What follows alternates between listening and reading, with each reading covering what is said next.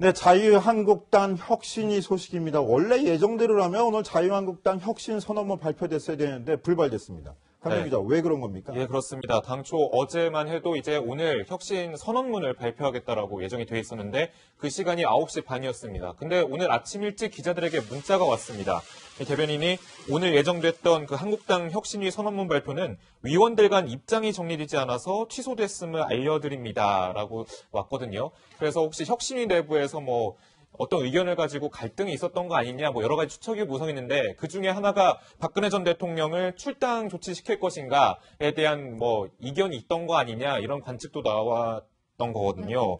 일단 어젯밤 자정까지 이 선언문을 가지고 어젯밤 자정, 그러니까 오늘 새벽 1시까지 선언문 가지고 이제 경론을 벌였다고 하거든요. 근데 어떤 문제로 선언문 발표조차 급히 취소하게 된 건지 기자들이 이제 류석준 혁신위원장에게 직접 질문을 했습니다. 그 영상 한번 준비했거든요. 한번 보시죠. 선언문 작성 과정은 어떻게 됩니까? 아침에 갑자기 그 발표를 못 하시고 그냥 어떤 식으로 작성을 하게 돼요? 과정이 어떻게 돼요? 밤중에 못 본 분도 있고 해서요. 아침에 또 문제 제기됐고. 그 작성은 몇 분이 하시는 거예요? 다 근데 다 위는 전원이 참가를. 마지막 순간에 보여드릴 겁니다. 네.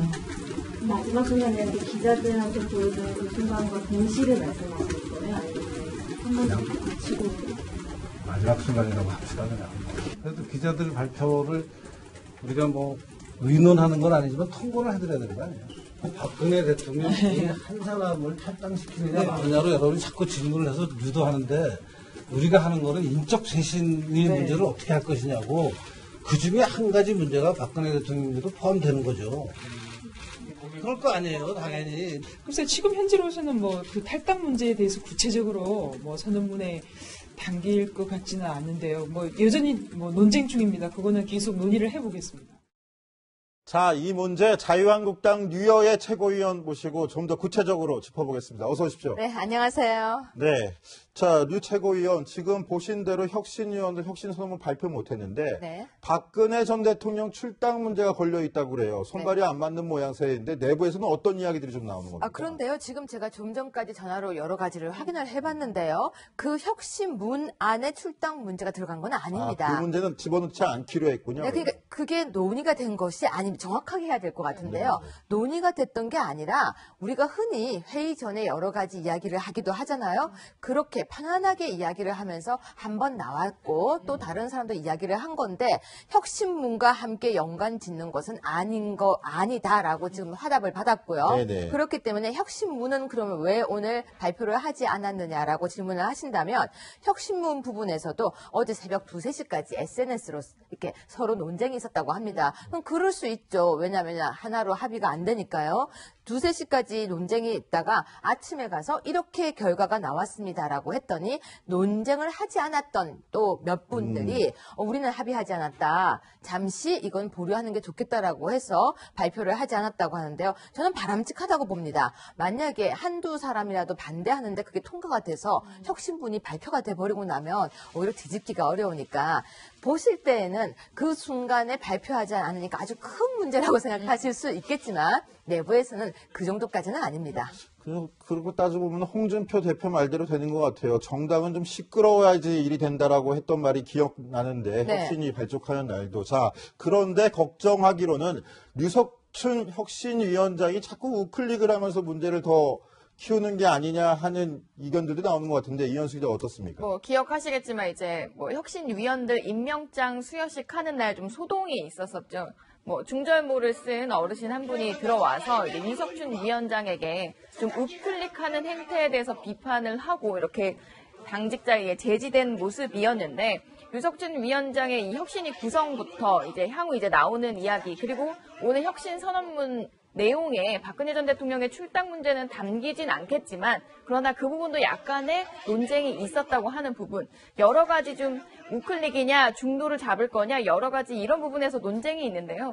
특히 유석춘 위원장 박근혜 전 대통령과의 관계 정립에 있어서 일부 혁신위원과 좀 확실히 이견을 보이고 있습니다. 그 목소리를 준비했는데요. 차례로 한번 들어보시죠. 실제 저지른 잘못보다 너무 과한 정치적 보복을 당한 거 아닌가 하는 생각도 하고 있고요. 또 그런 과정에 지금 자유한국당, 얼마 전에 새누리당 잘 했느냐 하는 문제를 따져보면은 당에서 일방적으로 박근혜 대통령, 지금 감옥에 계신 박근혜 대통령을 출당 조치하는 일은 시체의 칼질하는 거라고 생각합니다. 그렇게 할 수는 없다고 생각합니다. 예컨대 대통령이 무슨 태반 주사를 맞은 게 법적으로 문제가 될 일이 아니지 않느냐, 예컨대. 그런데 그런 것들을 가지고 공격을 엄청 했습니다. 야당과 또 여당의 일부에서. 위원장님의 그 박근혜 그 전 대통령에 대한 뭐 시체 발언에 대해서는 납득이 안 되죠. 시체는 묻어야죠. 끌어안고 어떻게 삽니까? 제 사견이지만 당적은 당연히 정리되어야 한다고 봅니다. 자, 유여의 최고위원 방금 전에 혁신 선언문에 박근혜 전 대통령 출당 문제가 거론된 건 아니다라고 했지만 지금 보신 영상대로 박근혜 전 대통령 출당 문제가 혁신위 내부에서 갑론을박이 이뤄지고 있는 것 같습니다. 자, 유여의 최고위원. 네. 박근혜 전 대통령 출당 문제는 어떻게 풀어야 된다고 보세요? 이 부분은요, 제가 윤리위원이던 시절, 그러니까 1월과 2월에도 한번 나온 적이 있었습니다. 그리고 그 당시에 비상대책위원회가 운영되고 있을 때에도 이 부분에 대한 얘기가 나왔어요. 저희는 한 번에 정리를 했었습니다. 아직 재판 중이고 더 이상 여기에 대해서 언급을 하지 말자라고 윤리위도 정리를 했었고요. 그 당시 비대위도 정리를 했었던 문제인데 또다시 나오고 있는데요. 여기에 관해서는 조금 전에 제가 대표님께서는 언급 불가, 언급할 필요가 없다. 아까 나왔던 것처럼 지금 손발 다 잘려서 힘든 사람 더 이상 언급하지 말자라는 입장을 말씀하셨고 저 역시도 마찬가지입니다. 우리가 그분을 꺼내서 다시 이야기를 하고 거기서 탈당을 시키고 하는 우리가 얻을 것도 없고요. 중요한 건 윤리위에서 이미 이야기를 했던 부분이기 때문에 더 이상 안 해도 된다라고 저는 정리를 하겠습니다. 그런데 재판이 진행 중이라고 하지만 재판이 끝난 게 있어요. 바로 헌법재판소의 탄핵 심판에서 네. 파면한다라고 탄핵이 됐지 않습니까? 네. 그 재판 결과에 대해서는 언급이 없는 게 사실. 우린 정당입니다. 정당에서요. 우리 정당에서 정당 당원으로 있었는데요. 지금 다른 사람도 아니고 그분이 가지고 있는 위치라든지 또 어떤 활동을 하실 수 있는 것도 없습니다. 그러면 탈당, 제명을 시켰을 때 무엇을 우리가 과연 정말 얻을 수 있을 것인가 당으로서 예를 들어서 해당 행위를 했으면 그 해당 행위를 징계함으로써 얻을 수 있는 게 있어야 되는데 공과 또 잃을 것과 얻을 것을 따져봤을 때 지금은 없다라고 보기 때문에 저희는 그런 입장을 고수했었고요. 지금도 제 입장은 마찬가지입니다. 네, 제가 류해 최고위원의 그 페이스북을 많이 지켜봤는데 최근에 길거리로 직접 카메라를 들고 나가셨더라고요. 그래서 정말 더웠어요. 그렇죠. 제가 방송 그래서 너무 좋아하시는 것 같아요. 저는 지금 이런 분위기가 너무 좋은 게요.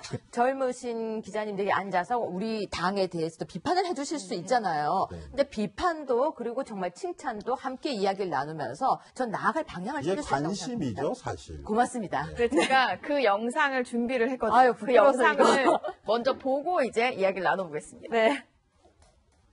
잠시만요. 제가 지금 라이브 방송 중인데 하나만 여쭤봐도 될까요?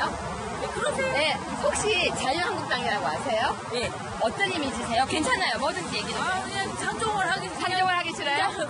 단어를 듣는 순간 스트레스 받아요. 알겠습니다. 사람들이 우리를 사랑하고 있지 않아요. 사랑받기 위해 노력을 해야 되는데 우린 지금 노력을 아무도 안 하는 것 같아요. 전 할 거예요, 노력. 순간 거절 엄청 당했어요. 자유한국당이라고 혹시 아세요? 잘 모르세요? 알겠습니다. 제가 지금 라이브 방송 중인데 뭐 하나만 여쭤봐도 될까요? 자유한국당이라고 혹시 아세요? 아예 모르세요? 혹시 아세요? 모른대요. 자유한국당을 몰라요.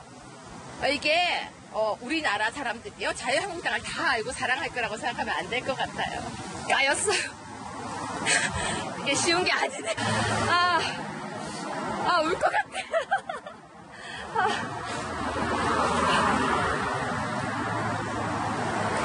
이게 쉬운 게 아니에요. 울 것 같다라고 하셨는데 실제로 눈물을 보이시고 사실은 지금도 보는데 또 울 것 같아요. 지금도 눈이 뻘겋은데요. 지금도 울 것 상처를 같아요. 많이 받으신 것 같더라고요. 예상을 하고 나갔어요, 사실은. 그러니까 제가 만약에 칭찬을 듣고 싶었으면 연세가 좀 있으신 분들을, 저기가 지금 서초 지역인데요. 연세가 있으신 분들을 만약에 안녕하세요 하거나 미리 이렇게 인사를 했으면 될 텐데 저는 진짜 부딪혀보고 싶었어요. 젊은 사람들 정말 마음을. 그리고 제가 그걸 카메라에 그대로 담고 싶었는데 생각보다 더 쌀쌀맞은 거예요. 그리고 날씨가 되게 더운데 땀도 정말 이렇게 나고 제가 땀이 막 나는데 대놓고 없어졌으면 좋겠어요. 라고 하는 순간에 상처를 받죠. 저희가 지역구인 지금 서울 서초구 지역이라고 하셨는데 네. 강남 상구 자유한국당이 그냥 탄탄한 텃밭 아니었습니까? 아닙니다. 절대 아닙니다. 그건 벌써 그 전 작년 9월, 10월까지 얘기고요. 저는 이번에 대선을 치르고 또 정말 지역을 돌아다니면서 젊은 층의 마음을 많이 돌렸어요. 왜 그러냐면요. 자유한국당이 한 게 뭐가 있냐는 거죠. 그리고 당 이름만 바꾸고 냉정하게 봤을 때 바뀐 게 없다. 그리고 자유한국당은 너무나 꼰대 같은 느낌이 강하다고 표현을 하는 거예요. 근데 저는 인정합니다. 그렇기 때문에 바꾸고 싶고 젊은 사람들 마음을 어떻게 사로잡을까를 고민하는데 알아야 잡을 거잖아요. 그래서 나- 부딪히신 거군요. 부딪힌 거고 제가 지금 저걸 매일 할 생각이에요. 네. 매일 해볼 생각이에요. 근데 저런 민심의 현 주소를 이 양반도 아시고 있을지 궁금한데, 자, 홍준표 대표 혁신이마저 저렇게 덜컥덜컥 거리면 지금 신경은 어떨까요, 강 기자? 많이 답답하겠죠. 게다가 지금 현재 정우택 원내대표, 투톱이라고 꼽히는 두 사람의 관계도 좀 약간 삐걱된다라는 그런 네. 분석이 나오기 때문에 어떤 더 면에서 그렇죠? 답답할 겁니다. 우선 추경이나 정부조직법에 대해서도 홍준표 대표는 뭐 그래도 초반 정권 초기는 통과시켜줘야 된다는 입장을 좀 피력을 했었는데 정우택 원내대표와 의원들이 좀 대다수가 좀 강경하게 반대하지 않았습니까? 뭐 이런 좀 외로웠을 테고요. 또 아무래도 담배값 인하에 대해서 홍준표 대표가 야심차게 이제 주장을 하고 있는데 정우택 원내대표가 약간 신중론을 좀 보이고 있어서 더 답답함이 들지 않을까라는 분석이 나오고 있는 겁니다. 아무래도 이제 이렇게 당내 파트너에게서조차 제대로 된 지지를 받지 못하고 있는 홍준표 대표, 이렇게 삐걱대는 투톱의 목소리 연이어 준비했는데요. 들어보시죠. 최근에 저희 당에서 담배세, 유류세, 서민 감세를 추진하고 있는 것을 민주당에서 비난을 하고 있습니다. 담배세 인상을 하려고 할 때 그렇게 반대한 민주당, 또 인하에는 왜 반대를 하고 있는지, 그것도 참 아이러니컬한 그런 문제입니다. 현재로서 이걸 당론이다. 제가 얘기하기는 어렵지 않겠습니까? 당론의 여부는 국민들이 이 문제에 대해서 어떻게 생각하는지에 대한 여론 수렴 과정도 좀 참고 자료로 제가 들여다보고, 지금도 담배세 인상이 당론이냐 아니냐, 그럼 난 그렇게 급한 거 아니라고 봅니다. 자, 류해 최고위원, 저 지금 담배값 인하 문제 때문에 가뜩이나 다른 당에서 공격을 하는데 정우택 원내대표는 왜 저렇게 반대 목소리를 내는 거예요? 근데 아까 우리 회의하는 장면이 나왔는데 그 장면 옆에 제가 앉아 있어요. 그렇죠. 예. 최고위원이시죠. 그 장면에서도 제가 있었고 백브리핑 하실 때도 옆에 서 있었어요. 네. 오가면서 계속 서 있는데 이렇게 볼 때는 저 두 분이 왜 의견이 저렇게 다르나라고 하는데요. 집에서 부부도 의견이 똑같지 않습니다. 그렇죠. 그리고 부부도 앞에서 이야기할 때는 맞아 하고 나와서 근데 좀 이렇게 할 때가 있잖아요. 이 상황은 전 너무나 정말 당으로서 당이 똑같은 목소리를 한결같이 내고 지지율 90%, 98% 이건 저는 더 이상한 모습이라고 생각해요. 각각이 똑같은 사안에 대해서 조금씩 다른 이야기를 할 수 있고 또 그 사안을 바라보면서 가는 방향이 같은 방향이지만 좀 각도가 다를 수도 있는데 이 사안도 마찬가지라고 생각합니다. 담배 정책 세율 인하는요. 바로 홍준표 후보 시절에 정책이었습니다. 저희 공약이었거든요. 그렇기 때문에 홍준표 대표가 가지고 있는 그 생각은 이걸 지금 바로 관철시키고 싶으신 거고요. 당 대표이신 원내대표이신 분은 원내대표 입장에서는 이거는 이제 법안이랑 같이 연결이 되니까 신중해야 되고, 근데 오늘 윤한홍 이제 발의하신 의원께서는 당론이 될 것이라고 또 이야기를 했기 때문에 제 입장에서 바라볼 때는요, 우리가 다음번 회의 정도 거치면서 이제 그게 법안이 완성된다면 당론이라기보다는 당의 입장에서 발의된 법안으로서 효력을 가지지 않을까 싶습니다. 그러니까 전 논의 과정에서 이제 저렇게 뭔가 다른 의견이 나오는 건 사실 건강하다라는 뜻의 네. 존중을 하는데 네. 그러나 결론을 내야 할 때는 어느 두 대표 방향성에 어느 쪽에 수렴이 될 거라고 보세요? 결과적으로 다수결로 해야겠죠. 다수결로. 그러니까 네. 최고위원들의 그러니까 다수결. 그 안에서 이제 앉아서 우리가 또 회의를 할 때도 거수를 하지는 않지만 서로가 이걸 같이 갑시다, 맙시다 이렇게 하는데 필요할 땐 거수를 하기도 하겠죠.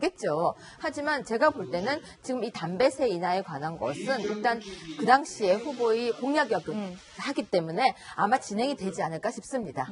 네. 자, 그런데 후보의 공약이었기 때문에 홍 대표 뜻대로 될 가능성이 높다고 하는데 네. 혁신이 문제로 다시 돌아가면 오늘 혁신 선언문에 네. 서민 경제 정책이라는 이 서민 두 글자 넣는 문제 때문에 수렴이 안 돼가지고 깨졌다는 게 저희가 취재된 결과인데, 네.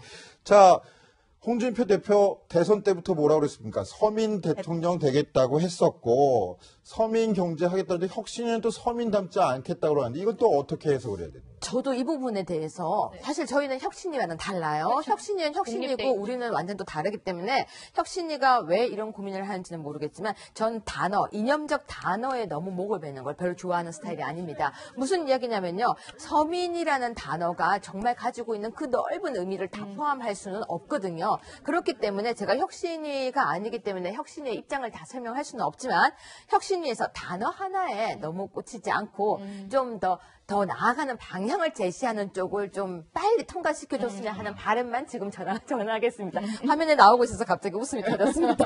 네, 알겠습니다. 저희 그 개건 기자로 자유한국당 대표 선수로 저희 개건 기자 유여의 최고위원 모신 김에 자유한국당 소식 꼼꼼히 짚어봤는데요.